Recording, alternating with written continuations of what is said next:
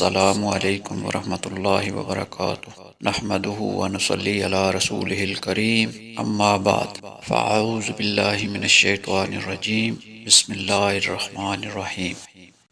نبی کریم صلی اللہ علیہ وآلہ وسلم نے فرمایا، جب جنتی جنت میں اور دوزخی دوزخ میں داخل ہو جائیں گے، اللہ پاک فرمائے گا، جس کے دل میں رائے کے دانے کے برابر بھی ایمان ہو، اس کو بھی دوزخ سے نکال لو۔ تب ایسے لوگ دوزخ سے نکال لیے جائیں گے اور وہ جل کر کوئلے کی طرح سیاہ ہو چکے ہوں گے، پھر زندگی کی نہر میں یا بارش کے پانی میں ڈالے جائیں گے۔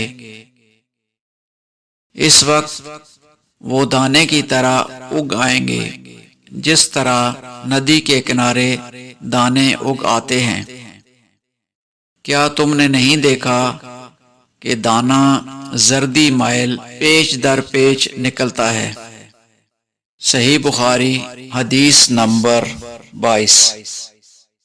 وآخر دعوانا ان الحمد للہ رب العالمین۔